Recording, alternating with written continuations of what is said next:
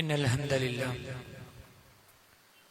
نحمده ونستعينه ونؤمن به ونتوكل عليه ونعوذ بالله من شرور أنفسنا ومن سيئات أعمالنا من يهده الله فلا مضل له ومن يضلله فلا هادي له وأشهد أن لا إله إلا الله وحده لا شريك له وأشهد أن محمدا عبده ورسوله أرسله بالهدى ودين الحق ليظهره على الدين كله ولو كره المشركون اللهم صل على محمد وعلى آل محمد كما صليت على إبراهيم وعلى آل إبراهيم إنك حميد مجيد اللهم بارك على محمد وعلى آل محمد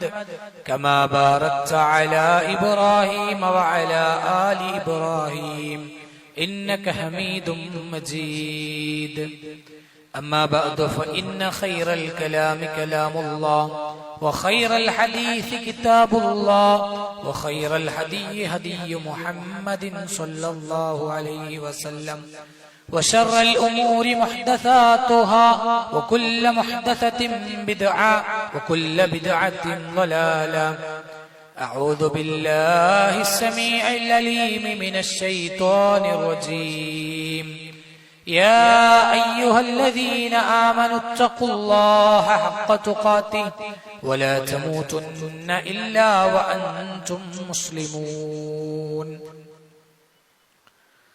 സ്നേഹാദരണീയരായ വിശ്വാസിനികളെ, അല്ലാഹു സുബ്ഹാനഹു വ തആലയുടെ നിയമങ്ങളും നിർദ്ദേശങ്ങളും ജീവിതത്തിന്റെ മുഴുവൻ സന്ദർഭങ്ങളിലും കഴിവിന്റെ പരമാവധി സൂക്ഷിച്ച് തഖ്വയുള്ള യഥാർത്ഥ വിശ്വാസികളായി ജീവിക്കുവാൻ പരിശ്രമിക്കണമേ എന്ന് എന്നോടെന്ന പോലെ നിങ്ങൾ ഓരോരുത്തരോടും ഉപദേശിക്കുകയാണ്, വസിയ്യത്ത് നൽകുകയാണ്, ഓർമ്മപ്പെടുത്തുകയാണ്. അള്ളാഹുവിന്റെ വിധിവിലക്കുകൾ മനസ്സിലാക്കി അത് ജീവിതത്തിൽ പകർത്തി അള്ളാഹു തയ്യാറാക്കിയിട്ടുള്ള സ്വർഗം നേടിയെടുക്കുവാനുമുള്ള മഹാഭാഗ്യം അള്ളാഹു നമുക്കെല്ലാവർക്കും നൽകി അനുഗ്രഹിക്കുമാറാകട്ടെ. സഹോദരന്മാരെ, സഹോദരിമാരെ, പവിത്രമായ ഒരു മാസത്തിൽ നിന്ന് മറ്റൊരു പവിത്രമായ മാസത്തിലേക്ക് പ്രവേശിച്ചിരിക്കുകയാണ് നമ്മൾ. ഇസ്ലാമിക കലണ്ടർ പ്രകാരം ഒരു വർഷം പൂർത്തിയായി മറ്റൊരു വർഷത്തിന്റെ തുടക്കത്തിലാണ്. 1445 കഴിഞ്ഞ് 1446 എന്ന പുതിയ വർഷത്തിലേക്കാണ് നമ്മൾ പ്രവേശിച്ചിട്ടുള്ളത്. പലപ്പോഴും നമ്മൾ ഉപയോഗിക്കുന്നത് ഇംഗ്ലീഷ് കലണ്ടർ ആയതുകൊണ്ട് കൂടുതലായും ചർച്ച ചെയ്യപ്പെടുന്നതും ഡേറ്റും സമയവും ഒക്കെ പറയുമ്പോൾ ഇംഗ്ലീഷ് കലണ്ടർ അനുസരിച്ചായതുകൊണ്ട് തന്നെ പലപ്പോഴും ഇസ്ലാമികമായ കലണ്ടറിന്റെ വർഷം ഭൂരിപക്ഷം ആളുകൾക്കും മറന്നുപോകാറുണ്ട്. അതുകൊണ്ട് തന്നെ ആദ്യത്തിൽ ഓർമ്മപ്പെടുത്തുകയാണ്, 1446 വർഷത്തിലാണ് നമ്മൾ എത്തി നിൽക്കുന്നത് എന്നത് നാം മനസ്സിലാക്കുക. ഇംഗ്ലീഷ് കലണ്ടർ പോലെയല്ല ഇസ്ലാമികമായ കലണ്ടർ. ഹിജ്റ കലണ്ടർ എന്നാണ് സാധാരണ അതിനെക്കുറിച്ച് പറയാറുള്ളത്. ഇസ്ലാമിൽ കൃത്യമായി അതിന് കണക്കും കാര്യവും ഒക്കെയുണ്ട്. അതിന്റെ മാസങ്ങളും അതിന്റെ വർഷങ്ങളുടെ കണക്കിലും അതിന്റെ തുടക്കവും ഒടുക്കവും ഒക്കെ ചന്ദ്രന്റെ പിറവിയുമായി ബന്ധപ്പെട്ടാണ്, അതിന്റെ തുടക്കവുമായി ബന്ധപ്പെട്ടാണ് ഒന്നും അതേപോലെ തന്നെ 29ഓ 30ഓ എന്നൊക്കെ തീരുമാനിക്കുന്നത്. ഇംഗ്ലീഷ് കലണ്ടർ നമ്മൾ അറിയുന്നത് പോലെ അത് സൂര്യന്റെ ഭ്രമണത്തിനനുസരിച്ചാണ് കണക്കുകൾ കടന്നു വന്നിട്ടുള്ളത് എന്നതും നാം മനസ്സിലാക്കേണ്ടതുണ്ട്. ഇവിടെ ഈ ഒരു മാസവും അതേപോലെ തന്നെ ഈ വർഷവും ഒക്കെ പറയുമ്പോൾ യഥാർത്ഥത്തിൽ ഇസ്ലാം എടുത്തു പഠിപ്പിക്കുന്ന ഏതാനും ചില കാര്യങ്ങൾ വിശ്വാസികൾ എന്ന നിലക്ക് നമ്മൾ ഓരോരുത്തരും മനസ്സിലാക്കി വെക്കേണ്ടതുണ്ട്. മഹാനായ ഹസനുൽ ബസരി റഹിമഹുല്ലാഹ് പറയുന്നുണ്ട്, ഇന്നല്ലാഹ ഇഫ്തതഹ അസ്സനത ബിശഹരിൻ ഹറാം വഖതമഹ ബിശഹരിൻ ഹറാം. അല്ലാഹു സുബ്ഹാനഹു വ തആല ഒരു വർഷത്തെ ആരംഭിച്ചത് അത് പവിത്രമായ മാസം കൊണ്ടാണ്. ആ വർഷത്തെ അവസാനിപ്പിക്കുന്നതും പവിത്രമായ മാസം കൊണ്ടാണ്. യഥാർത്ഥത്തിൽ ഹിജ്റ കലണ്ടർ ആരംഭിച്ചത് ഉമർ ഇബ്നു ഖത്താബ് റളിയല്ലാഹു അൻഹുവിന്റെ ഭരണകാലത്താണ്. ഉമർ റളിയല്ലാഹു അൻഹു ആണ് ഹിജ്റ കലണ്ടർ തുടങ്ങിയത്. പക്ഷേ അങ്ങനെ പറയുമ്പോഴും ഈ മാസങ്ങളുടെ ഓർഡർ തീരുമാനിച്ചത്, മാസങ്ങളുടെ എണ്ണം തീരുമാനിച്ചതൊന്നും ഉമർ റളിയല്ലാഹു അൻഹു അല്ല. അതല്ലെങ്കിൽ ആ കാലത്ത് ജീവിച്ചിരുന്ന സ്വഹാബത്തല്ല. നേരെ മറിച്ച് അത് അള്ളാഹുവിന്റെ തീരുമാനമാണ്. അള്ളാഹുവാണ് മാസങ്ങളുടെ പേരുകൾ നിശ്ചയിച്ചതും അതേപോലെ തന്നെ മാസങ്ങൾക്കുള്ള ക്രമങ്ങൾ നിശ്ചയിച്ചതും എന്നത് നാം മനസ്സിലാക്കണം. സാധാരണ ഖുർആനിനെ കുറിച്ച് പറയുമ്പോൾ ഖുർആനെ ക്രോഡീകരിച്ചത് അബൂബക്കർ റളിയല്ലാഹു അൻഹുവിന്റെ ഭരണകാലത്താണ്. ഉമർ റളിയല്ലാഹു അൻഹുവിന്റെ അഭിപ്രായ പ്രകാരം ക്രോഡീകരിച്ച് ആ ഒരു 114 സൂറത്തുകൾ ഒരു മുസ്ഹഫ് രൂപത്തിലാക്കിയപ്പോ ആ സൂറത്തുകൾക്ക് പേര് നിശ്ചയിച്ചത്, അതിന് ഓർഡർ തീരുമാനിച്ചത് അബൂബക്കർ റളിയല്ലാഹു അൻഹു അല്ല. അതല്ലെങ്കിൽ ആ കാലത്ത് ജീവിച്ച ഏതെങ്കിലും സ്വഹാബത്തല്ല. നേരെ മറിച്ച് അത് അള്ളാഹിന്റെ തീരുമാനമാണ്. അള്ളാഹു അറിയിച്ചതിനനുസരിച്ചാണ് സൂറത്തിന്റെ നമ്പർ തീരുമാനിച്ചതും സൂറത്തിന്റെ പേരുകൾ നിശ്ചയിച്ചിട്ടുള്ളതും. അതുപോലെ തന്നെ മാസങ്ങളുടെ വിഷയത്തിലും അങ്ങനെ തന്നെ എന്നത് നാം മനസ്സിലാക്കേണ്ടതുണ്ട്.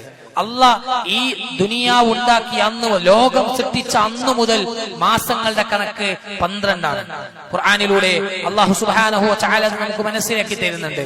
ഇന്ന ഇദ്ദത്തശ് ശുഹൂരി ഇൻദല്ലാഹി 12 ശഹ്റൻ ഫീ കിതാബില്ലാഹി യൗമ ഖലഖസ് സമാവാതി വൽ അർദ് മിൻഹാ 4 ഹുറൂം. ആകാശഭൂമികൾ സൃഷ്ടിച്ച അന്നു മുതൽ മാസങ്ങളുടെ കണക്ക് 12. അതിൽ 4 ശ്രേഷ്ഠമാണ് എന്ന് വിശുദ്ധ ഖുർആനിലൂടെ അല്ലാഹു സുബ്ഹാനഹു വ തആല സമൂഹത്തിന് പഠിപ്പിച്ചു കൊടുത്തിട്ടുണ്ട്. അതാണ് മാസങ്ങളുടെ വിഷയത്തിൽ അല്ലാഹു പറഞ്ഞു. ഏതാണ് ശ്രേഷ്ഠമായ 4 ഉണ്ട് എന്ന് ഖുർആൻ പറഞ്ഞു. ഏതൊക്കെ എന്ന് ഖുർആൻ എടുത്തു പറഞ്ഞിട്ടില്ല. ഹദീസുകൾ പഠിക്കുമ്പോൾ ഇമാം ബുഖാരി റിപ്പോർട്ട് ചെയ്യുന്ന ഹദീസിൽ കാണാൻ കഴിയും. ആ 4 മാസങ്ങൾ എടുത്തു പറഞ്ഞു. അസ്സമാനു ഖദ് ഇസ്തദാര ഹൈഅതിഹി യൗമ ഖലഖല്ലാഹു സമാവാതി വൽ അർദ്. ആകാശഭൂമി ഉണ്ടാക്കിയ അന്നു മുതൽ വർഷത്തിന്റെ കണക്ക് അതിന്റെ ഭ്രമണത്തിനനുസരിച്ച് ഒരേപോലെയായിരിക്കും. അസ്സനത്തു 12 ശഹ്റൻ, ഒരു വർഷത്തിൽ 12 മാസമായിരിക്കും. മിൻഹാ 4 ഹുറൂം, അതിൽ 4 ശ്രേഷ്ഠമാണ്. ആ 4 ഹദീസ് എടുത്തു പറഞ്ഞത് സലാസത്തുൻ മുതവാലിയാത്ത്, 3 തുടർച്ചയായിട്ടുള്ളതാണ്. ദുൽഖഅദ, ദുൽഹിജ്ജ, മുഹറം. 3 തുടർച്ചയായിട്ടുള്ള 3 മാസമാണ്. 4ാമത് റജബ്, മുളറിന്റെ റജബ് എന്നാണ് പറയുക. ഈ 4 മാസങ്ങൾ ശ്രേഷ്ഠമാണ്. 3 തുടർച്ചയാണ്. ഇപ്പോൾ നമ്മളിൽ നിന്ന് കടന്നുപോയ ദുൽഖഅദയും ദുൽഹിജ്ജയും, ഇപ്പോൾ നമ്മൾ നിൽക്കുന്ന മുഹറം മാസം, ഇനി നമ്മളിലേക്ക് വരാനിരിക്കുന്ന റജബ് മാസം. ഈ 4 ശ്രേഷ്ഠമായ മാസങ്ങൾ എന്നത് ഈ ഹദീസുകൾ, ഈ ആയത്തുകളും നമുക്ക് മനസ്സിലാക്കി തരുന്നുണ്ട്. അതുകൊണ്ട് തന്നെ വിശ്വാസികൾ എന്ന നിലക്ക് അള്ളാഹ് പവിത്രമായി പഠിപ്പിച്ചു. അതുകൊണ്ട് അതിൻ്റെതായ പവിത്രതയുണ്ട് മനസ്സിലാക്കുകയും അതിനെ ആദരിക്കുകയും ചെയ്യുക എന്നതാണ് വിശ്വാസികൾ ശ്രദ്ധിക്കേണ്ടത്. അള്ളാഹ് പവിത്രമാണ് എന്ന്, മറ്റു മാസങ്ങളിൽ നിന്ന് ഇതിന് ശ്രേഷ്ഠതയുണ്ട് എന്ന് അള്ളാഹ് പറഞ്ഞു. അതുകൊണ്ട് അത് അംഗീകരിക്കുകയും അതിന് അതിൻ്റെതായ ആദരവ് നൽകുകയും ചെയ്യുക എന്നതാണ് വിശ്വാസികൾ ശ്രദ്ധിക്കേണ്ടത്. എങ്ങനെ ആദരിക്കുക? എങ്ങനെയാ ഈ മാസത്തെ ആദരിക്കുക? ഈ മാസത്തെ ആദരിക്കുകയിൽ ഇസ്ലാം പഠിപ്പിച്ചത് പ്രത്യേകിച്ച് തഖ്വയാണ് ഇസ്ലാമിന്റെ പ്രധാനം. ഒരു വിശ്വാസിയുടെ ജീവിതത്തിൽ ഉണ്ടാകേണ്ട ഏറ്റവും പ്രധാനപ്പെട്ട ഭാഗം തഖ്വയാണ്. ആ തഖ്വയുടെ ഭാഗമാണ് ഇതിനെ ആദരിക്കൽ.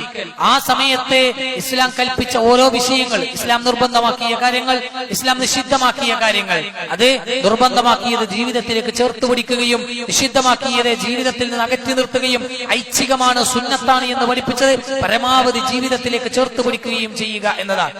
സാധാരണ ഒരു സ്ഥലത്ത് ചെയ്യുന്നത് പോലെയല്ല ഈ സമയത്ത്. സാധാരണ പള്ളിക്കൊരു പവിത്രതയുണ്ട്. എങ്ങനെയാ പള്ളിയെ ആദരിക്കുക എന്നത്? ആ പള്ളിയിലകത്ത് തിന്മകൾ ചെയ്യാതിരിക്കുക, പള്ളിയിലകത്ത് നന്മകൾ ചെയ്യുക. മറ്റു സ്ഥലത്തും അതൊന്നും പാടില്ല. പക്ഷെ പള്ളിയിലാകുമ്പോൾ കുറച്ചധികം നന്മ വർദ്ധിപ്പിക്കുക, തിന്മകൾ തീരെ ചെയ്യാതിരിക്കുക. അതാണ് പള്ളിയോട് കാണിക്കുന്ന ആദരവ്. എന്നാൽ ആ പള്ളിയിലകത്ത് നിന്ന് തോന്നിവാസങ്ങൾ കാണിക്കുകയും തിന്മകൾ ധാരാളമായി ചെയ്യുക എന്നത് അത് അനാദരവാണ്. എന്നതുപോലെ തന്നെ ഈ മാസത്തിൽ കാണിക്കുന്ന തിന്മയും തോന്നിവാസങ്ങൾക്കും ഒരൽപ്പം ഗൗരവം കൂടുതൽ നൽകുകയും ഒരിക്കലും അതിലേക്ക് പ്രവേശിക്കാതിരിക്കാൻ വിശ്വാസികൾ ശ്രദ്ധിക്കുകയും ചെയ്യണം എന്നതാണ്. അതാണ് അതിനോടുള്ള ആദരവ് എന്ന് പറയുന്നത്. ഈ മാസത്തിന് ഒരുപാട് ശ്രേഷ്ഠതയുണ്ട്. അതുകൊണ്ടാണ് വർഷം തുടങ്ങണം എന്ന് ചർച്ച വന്നപ്പോ ഉമർ ഇബ്നു ഖത്താബ് റളിയല്ലാഹു അൻഹുവിന്റെ ഭരണകാലത്ത് ഹിജ്റ കലണ്ടർ തുടങ്ങണമെന്ന് ചർച്ച വന്നപ്പോൾ ഒന്നാമത്തേത് ഏത് തീരുമാനിക്കണം, ഒന്നാമത്തെ വർഷം എന്തിന്റെ അടിസ്ഥാനത്തിൽ തീരുമാനിക്കണമെന്ന ചർച്ച വന്നു. പല സംഭവങ്ങളെയും എടുത്തു പറഞ്ഞു. ഈ സംഭവം ഉണ്ടായ സമയത്ത്, ഈ സംഭവം ഉണ്ടായ സമയത്ത് എന്ന് പറഞ്ഞ് ആ സമയങ്ങളിൽ കടന്നുപോയിരുന്ന പ്രധാനപ്പെട്ട സംഭവങ്ങൾ ഇങ്ങനെ എടുത്തു പറഞ്ഞു. അവസാനം തീരുമാനിച്ചത് ചർച്ചക്കൊടുവിൽ ഹിജ്റ എന്ന് പറയുന്ന ഏറ്റവും പ്രധാനപ്പെട്ട ഒരു പ്രവർത്തനത്തെയാണ്. ഇൻഷാ അല്ലാഹ് ഹിജ്റയും അതിന്റെ പാഠങ്ങളും ഒക്കെ നമ്മൾ മനസ്സിലാക്കേണ്ടതുണ്ട്. തൗഫീഖ് ഉണ്ടെങ്കിൽ ഇൻഷാ അല്ലാഹ് അടുത്ത ആഴ്ചകളിൽ നമുക്കത് മനസ്സിലാക്കാൻ കഴിയും. ആ ഒരു തീരുമാനം ഹിജ്റ അടിസ്ഥാനമാക്കിയാകാം എന്ന് തീരുമാനിക്കുന്നു. ശേഷം ആ ഒരു ഹിജ്റ തീരുമാനിക്കുന്നു. ഒന്നാമത്തേത് ഹിജ്റ പോയ സമയം ആ വർഷമാണ് എന്ന് തീരുമാനിക്കുന്നു. എന്നിട്ട് ഒന്നാമത്തെ മാസം ഏത് എന്ന് ചർച്ച വന്നപ്പോ അവിടെയും ചർച്ചകൾ നടക്കുന്നുണ്ട്. ഏതാണ് ഒന്നാമത്തെ മാസം? റബീഉൽ അവ്വൽ ആകട്ടെ റസൂൽ സ്വല്ലല്ലാഹു അലൈഹി വസല്ലം പ്രവാചകനാക്കി ഹിജ്റ പോയത് റബീഉൽ അവ്വൽ മാസത്തിലാണ്. അതുകൊണ്ട് ആ മാസമാകാമെന്ന് ചർച്ച വന്നു. പക്ഷെ ആ മാസത്തിലാണ് റസൂൽ സ്വല്ലല്ലാഹു അലൈഹി വസല്ലം വിട പറഞ്ഞത്. അതുകൊണ്ട് അത് വേണ്ട എന്ന് ചർച്ച വന്നു. അതേപോലെ തന്നെ അങ്ങനെ പല മാസങ്ങളും ചർച്ച വന്നു. റമദാൻ ആകട്ടെ എന്ന് ചർച്ച വന്നു. അവസാനം അതിൽ തീരുമാനിക്കുന്നത് ഹിജ്റയുടെ തുടക്കം അല്ലെങ്കിൽ ഹിജ്റയുടെ പ്ലാനിങ്ങുകൾ നടത്തിയത് മുഹറം മാസത്തിലാണ്. സ്വഹാബത്ത് ഹിജ്റ പോയി തുടങ്ങിയത് മുഹറം മാസത്തിലാണ്. അതുകൊണ്ട് മുഹറം ആകട്ടെ എന്ന് അവിടുന്ന് തീരുമാനിക്കുകയാണ് ഉണ്ടായത്. പ്രത്യേകിച്ചും അതിന് ചില കാരണങ്ങൾ. ആ മുഹറത്തിനെ തെരഞ്ഞെടുക്കാൻ ഒരു കാരണം, ആ മുഹറത്തെ കുറിച്ച് അള്ള പറഞ്ഞത് മറ്റു മാസങ്ങൾക്ക് കുറിച്ച് പറയാതെ അള്ള മുഹറത്തെ കുറിച്ച് പറഞ്ഞത് അത് അള്ളാന്റെ മാസം എന്നതാണ്. റസൂലുള്ളാഹി സ്വല്ലല്ലാഹു അലൈഹി വസല്ലം പറയുന്നുണ്ട്, അഫ്ളലു സിയാമി ബഅദ റമളാൻ, റമളാനിന് ശേഷം ഏറ്റവും ശ്രേഷ്ഠമായ നോമ്പ് ശഹ്റുല്ലാഹിൽ മുഹറം, അത് അള്ളാന്റെ മാസമായ മുഹറമിലെ നോമ്പാണ്.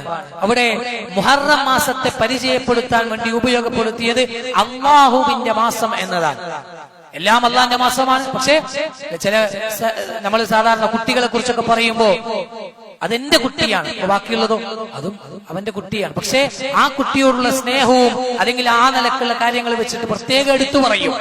എന്നതുപോലെ അള്ള എടുത്തു പറഞ്ഞ മാസമാണ് മുഹറം. അത് അള്ളാന്റെ മാസം എന്നാണ് അതിലെടുത്തു പറഞ്ഞത്. അത് ആ ഒരു മാസത്തിന്റെ ഏറ്റവും പ്രധാനപ്പെട്ട ഒരു പ്രത്യേകതയാണ്. മറ്റൊരു പ്രത്യേകതയാണ് നേരത്തെ പറഞ്ഞതുപോലെ പവിത്രമാണ് എന്ന് അള്ള ഖുർആനിലൂടെ പറഞ്ഞ 4 മാസങ്ങൾ. ആ 4-ൽ ഒന്നാണ് മുഹറം മാസം. അതിനതിന്റേതായ പ്രത്യേകതയുണ്ട്, ശരീകരിക്കുന്നില്ല. അതേപോലെ തന്നെ മറ്റൊന്നാണ്, ഈ മാസങ്ങളിൽ പവിത്രമായ 4 മാസങ്ങളിലും യുദ്ധം പാടില്ല.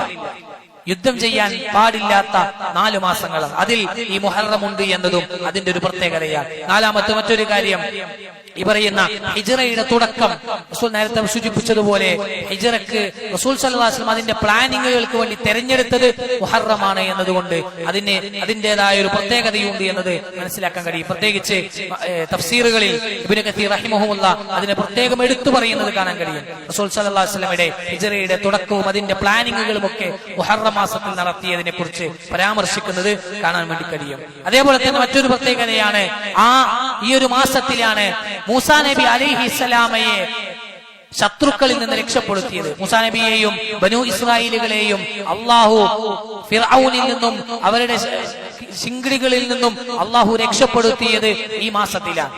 ഒരിക്കൽ റസൂൽ സല്ലല്ലാഹു അലൈഹി വസല്ലം മദീനയിലേക്ക് എത്തി.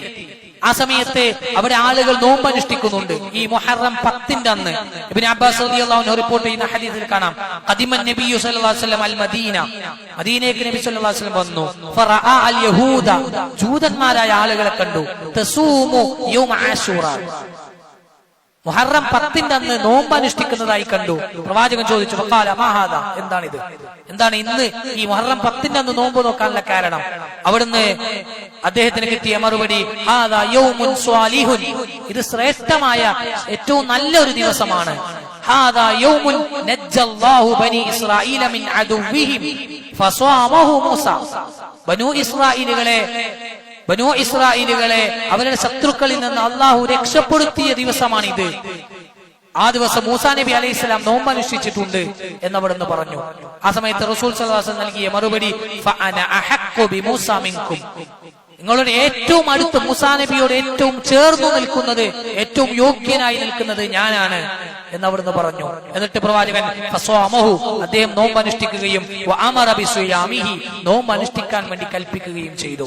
അപ്പൊ ആ ഒരു സംഭവം നമുക്ക് മനസ്സിലാക്കി തരുന്നത് മൂസാ നബി അലൈഹിസ്സലാമയെയും വിശ്വാസികളെയും രക്ഷപ്പെടുത്തിയത് ഈ ദിവസത്തിലാണ്, ഈ മുഹറം മാസത്തിലാണ് എന്നതും ഈ ഒരു മാസത്തിന്റെ ഒരു പ്രത്യേകതയായി പണ്ഡിതന്മാർ എടുത്തു പറയുന്നത് കാണാൻ വേണ്ടി കഴിയും. അതേപോലെ തന്നെ ഈ മാസത്തിലെ നോമ്പ് പ്രത്യേകമായി എടുത്തു പറഞ്ഞു. നേരത്തെ ഷഹ്റുല്ലാഹിൽ മുഹറം എന്ന് പറഞ്ഞ ആ ഒരു ഹദീസ് വന്ന ആ പദം വന്ന ഹദീസ് അബൂ ഹുറൈറ റളിയല്ലാഹു അൻഹു ഉദ്ധരിച്ചത് അഫ്ളലു സിയാമി ബഅദ റമളാൻ ഷഹ്റുല്ലാഹിൽ മുഹറം.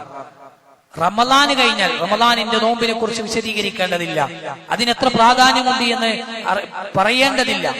നിർബന്ധമായ നോമ്പായി പഠിപ്പിക്കപ്പെട്ട ആ റമളാനിന്റെ നോമ്പ് കഴിഞ്ഞാൽ ഏറ്റവും ശ്രേഷ്ഠമായത് മുഹറം മാസത്തിലെ നോമ്പാണ് എന്ന് ഹദീസ് എടുത്തു പറഞ്ഞു. ആ മാസത്തിന്റെ പ്രത്യേകതയാണ്. അതുകൊണ്ട് ഈ മാസം മുഹറം മാസത്തിൽ 1 മുതൽ ഏത് ദിവസവും നോമ്പ് അനുഷ്ഠിക്കാം. ഏത് നോമ്പിനും പ്രത്യേകമായ പ്രതിഫലമുണ്ട് എന്ന് ഹദീസുകൾ പഠിപ്പിക്കുന്നുണ്ട്. എന്നാൽ അതിൽ തന്നെ ശ്രേഷ്ഠതയുണ്ട് എന്ന് പഠിപ്പിക്കപ്പെട്ട 2 ദിവസത്തെ നോമ്പാണ് മുഹറം 9, 10 ദിവസങ്ങളിലെ നോമ്പ്. ഒന്ന് മുഹറം 10 നോമ്പ്, നേരത്തെ പറഞ്ഞ ആശൂറ നോമ്പ്. ഈ ദിവസത്തിൽ ആശൂറ നോമ്പിനെ കുറിച്ച് പ്രവാചകൻ പ്രത്യേകം എടുത്തു പറഞ്ഞു. മൊത്തത്തിൽ ഈ മാസത്തിലെ നോമ്പുകൾക്ക് പ്രത്യേകതയുണ്ട്, പ്രതിഫലം ധാരാളമുണ്ട്, പ്രത്യേകം സുന്നത്താണ് എന്ന് പഠിപ്പിച്ചു. ആ കൂട്ടത്തിൽ തന്നെ ആശൂറയിനെ പ്രത്യേകം റസൂൽ സല്ലല്ലാഹു അലൈഹി വസല്ലം എടുത്തു പറഞ്ഞു. സിയാമു യൗമി ആശൂറ അഹ്തസിബു അലല്ലാഹി അൻ യുകഫിറ സനതല്ലതി ഖബ്ലഹു. ഒരു ദിവസത്തെ നോമ്പ് കഴിഞ്ഞ ഒരു വർഷത്തെ പാപങ്ങൾ മായിച്ചു തരും. ആശൂറ ദിവസത്തിന്റെ നോമ്പിന്റെ പ്രത്യേകതയാണ്. മുഹറം 10 നോമ്പിന്റെ പ്രത്യേകതയാണ്. റസൂൽ സല്ലല്ലാഹു അലൈഹി വസല്ലം പറഞ്ഞു, അന്നത്തെ ഒരു ദിവസത്തെ നോമ്പ് ഒരു വർഷത്തെ പാപങ്ങൾ മായിച്ചു തരും എന്നാണ് ഞാൻ വിചാരിക്കുന്നത് എന്ന് പ്രവാചകൻ സല്ലല്ലാഹു അലൈഹി വസല്ലം എടുത്തു പറഞ്ഞു. അതുകൊണ്ട് അത് സുന്നത്താണ്, പ്രത്യേകം സുന്നത്താണ്. എന്നാൽ മുഹറം 9 നോമ്പ് അത് റസൂൽ സല്ലല്ലാഹു അലൈഹി വസല്ലം അനുഷ്ഠിച്ചിട്ടില്ല. അതാണ് താസുആ എന്ന് നമ്മൾ പറയാം. താസുആ ആശൂറാവാണ് സാധാരണ മുഹറം 9, 10 പേര് പറയാം. എന്നാൽ 9 റസൂൽ സല്ലല്ലാഹു അലൈഹി വസല്ലം അനുഷ്ഠിച്ചിട്ടില്ല. എന്നാൽ പ്രവാചകൻ സല്ലല്ലാഹു അലൈഹി വസല്ലം പറഞ്ഞു, ലഇൻ ബഖീതു ഇലാ ഖാബിലിൻ ലഅസൂമന്ന താസിഅ. അടുത്ത വർഷം ജീവിച്ചിരിപ്പുണ്ടെങ്കിൽ ഞാൻ മുഹറം 9 നോമ്പ് അനുഷ്ഠിക്കും. അപ്പൊ പ്രവാചകന്റെ വാക്കാണ്, അത് സുന്നത്താണ്. വാക്കായാലും പ്രവൃത്തിയായാലും മൗനാനുവാദമായാലും സുന്നത്തുകളുടെ കൂട്ടത്തിലാണ്. അതുകൊണ്ട് തന്നെ അത് സുന്നത്തായി പരിഗണിക്കുന്നു. മുഹറം 9 നോമ്പും സുന്നത്താണ്. റസൂൽ സല്ലല്ലാഹു അലൈഹി വസല്ലം അനുഷ്ഠിച്ചിട്ടില്ല. അടുത്ത വർഷം പ്രവാചകൻ സല്ലല്ലാഹു അലൈഹി വസല്ലം വഫാത്തായിട്ടുണ്ട്. അപ്പൊ മുഹറം 9-ന്റെയും 10-ന്റെയും നോമ്പിന്റെ പ്രത്യേകതയാണ്. അത് നമ്മുടെ കണക്കിൽ മാസം കണ്ടതിന്റെ അടിസ്ഥാനത്തിൽ നമ്മുടെ നാട്ടിൽ മുഹറം 9, 10 എന്നത് അടുത്ത വ്യാഴാഴ്ചയും വെള്ളിയാഴ്ചയുമാണ്. അപ്പൊ നമ്മളും നമ്മുടെ വീട്ടുകാരെയൊക്കെ നേരത്തെ ഓർമ്മപ്പെടുത്തുക, വ്യാഴാഴ്ചയും വെള്ളിയാഴ്ച സുന്നത്ത് നോമ്പുണ്ട് എന്ന് ഉറപ്പുവരുത്തുക. പലപ്പോഴും റമളാനിന്റെ നോമ്പിന് പ്രാധാന്യം കൊടുക്കുന്നവരാണ് നമ്മൾ. കുട്ടികളെ കൊണ്ട് നോമ്പ് അനുഷ്ഠിപ്പിക്കാറുണ്ട്. പക്ഷെ പലപ്പോഴും സുന്നത്ത് നോമ്പുകളുടെ വിഷയത്തിൽ നമ്മൾ ഏറെ പിന്നിലാണ്. തിങ്കളാഴ്ചയും വ്യാഴാഴ്ചയും അതേപോലെ 13, 14, 15 അങ്ങനെ ഒരുപാട് സുന്നത്ത് നോമ്പുകളുണ്ട്. പക്ഷെ പലപ്പോഴും നമ്മൾ ഏറെ പിന്നിലാണ്, കാരണം അതെടുക്കാൻ കഴിയാറില്ല. പക്ഷെ ഇതിന് പ്രത്യേകതയുണ്ട് എന്ന് മനസ്സിലാക്കിക്കൊണ്ട് തന്നെ സ്വയം അതെടുക്കാൻ തീരുമാനിക്കുകയും വീട്ടുകാരെ അതിനെ പ്രോത്സാഹിപ്പിക്കുകയും ചെയ്യുക. കാരണം വലിയ പ്രതിഫലമാണ്, വലിയ ഓഫറാണ്. ഒരു കൊല്ലത്തെ പാപങ്ങൾ മായിച്ചു കിട്ടാൻ അത് കാരണമാണെങ്കിൽ അത് ചെറുതല്ല. അതുകൊണ്ട് ആ 2 ദിവസത്തെ നോമ്പ് അനുഷ്ഠിക്കാൻ പരമാവധി പരിശ്രമിക്കണമെന്നാണ് സൂചിപ്പിക്കുന്നത്. അങ്ങനെ മുഹറം മാസത്തെ കുറിച്ച് ഖുർആനും ഹദീസും ഒക്കെ നമുക്ക് മനസ്സിലാക്കി തന്ന ഇതിന്റെ ശ്രേഷ്ഠതകൾ നാം തിരിച്ചറിയണം. എന്നിട്ട് ഈ ശ്രേഷ്ഠത മനസ്സിലാക്കിക്കൊണ്ട് അതിനനുസരിച്ച് ആ ശ്രേഷ്ഠത അംഗീകരിച്ച് അതിൽ പരമാവധി നന്മകൾ നിർവഹിച്ച് മുമ്പോട്ട് പോകാനാണ് നമ്മൾ ഓരോരുത്തരും ശ്രദ്ധിക്കേണ്ടത്. അത് സാധാരണ മാസങ്ങൾ ഇങ്ങനെ വരും, അതെങ്ങനെ പോകും. കഴിഞ്ഞ മാസം വന്നു, അത് പോയി. ഇനി ഈ മാസം വരും, പോകും. നമുക്ക് പ്രത്യേകിച്ച് ഒരു റോളുമില്ല എന്ന രീതിയിലാകരുത്. ഓഫറുകൾ വരുമ്പോ ആ ഓഫറുകൾക്ക് പിന്നാലെ പോകുന്നവരെ നമ്മൾ. തൊട്ടടുത്ത് എന്നും സാധനങ്ങൾ വാങ്ങുന്ന സൂപ്പർ മാർക്കറ്റിൽ ഇന്ന ദിവസം ഓഫർ ഉണ്ട് എന്നറിയുമ്പോൾ ആ ഓഫറിലേക്ക് പോകാൻ നമ്മുടെ മനസ്സ് ആഗ്രഹിക്കുന്നത് പോലെ ഈ മാസത്തിന് പ്രത്യേകതയുണ്ട്, ഈ മാസത്തിൽ ചെയ്യുന്ന പ്രവർത്തനങ്ങൾക്ക് പ്രത്യേകതയുണ്ട്. അതുകൊണ്ട് അതിന്റെ പ്രത്യേകത മനസ്സിലാക്കി നന്മകൾ വർദ്ധിപ്പിക്കാൻ നമ്മൾ ശ്രമിക്കണം. സാധാരണ പോകുന്നത് പോകാതിരിക്കാൻ നമ്മൾ ഓരോരുത്തരും ശ്രദ്ധിക്കണം. പ്രത്യേകിച്ചും ഇതൊരു വർഷത്തിന്റെ തുടക്കമാണ്. നേരത്തെ പറഞ്ഞ പോലെ 1446 എന്ന പുതിയൊരു വർഷം, ന്യൂ ഇയർ എന്ന് പറയുമ്പോൾ, പുതിയ വർഷം എന്ന് പറയുമ്പോൾ നമ്മുടെ മനസ്സിലേക്ക് വരേണ്ടത് ഒരു വർഷം കൂടി കഴിഞ്ഞുപോയി, പുതിയൊരു വർഷത്തിലേക്ക് പ്രവേശിക്കാൻ ഭാഗ്യം കിട്ടി, അൽഹംദുലില്ലാ.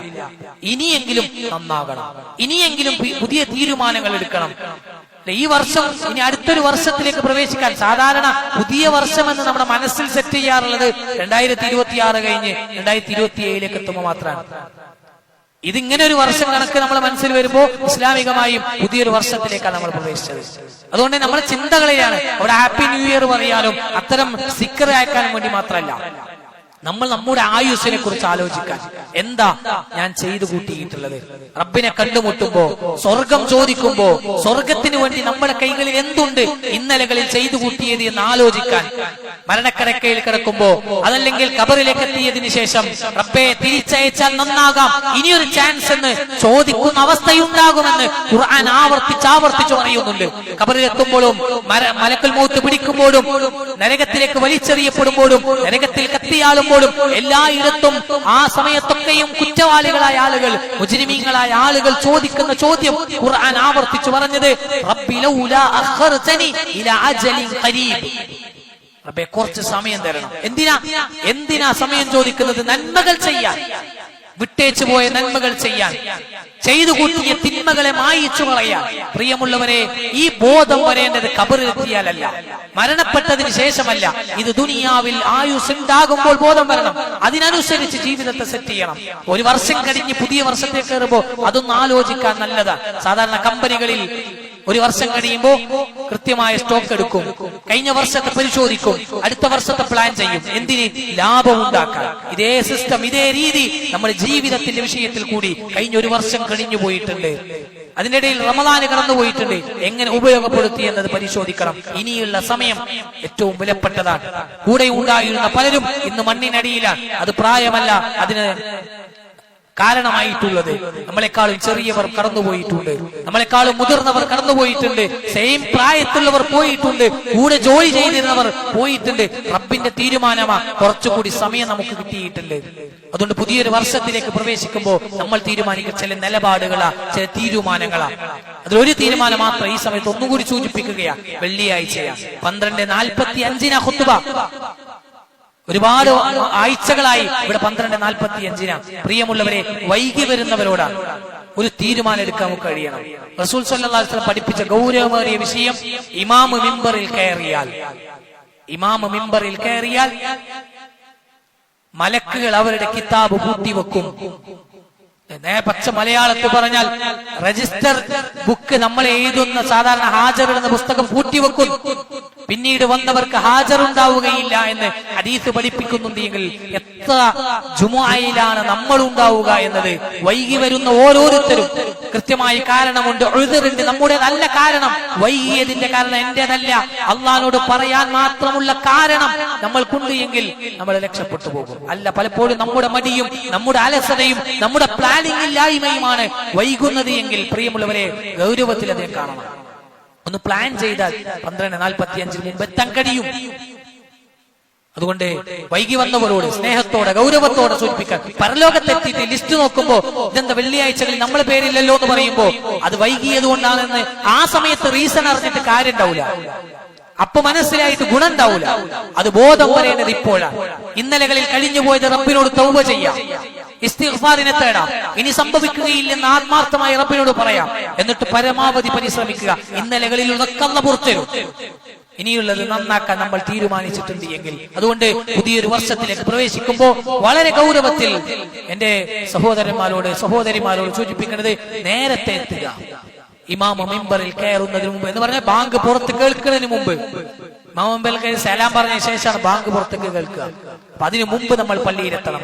അതിനനുസരിച്ച് പ്ലാൻ ചെയ്യണം. അല്ലാഹു സുബ്ഹാനഹു വ തആല അത്തരത്തിൽ നല്ല നല്ല തീരുമാനങ്ങൾ എടുത്ത് ജീവിതത്തെ വിജയകരമായി പൂർത്തീകരിക്കാൻ കഴിയുന്ന ഏറ്റവും നല്ല വിശ്വാസികളുടെ കൂട്ടത്തിൽ അല്ലാഹു നമ്മളെല്ലാവരെയും ഉൾപ്പെടുത്തി അനുഗ്രഹിക്കുമാറാകട്ടെ.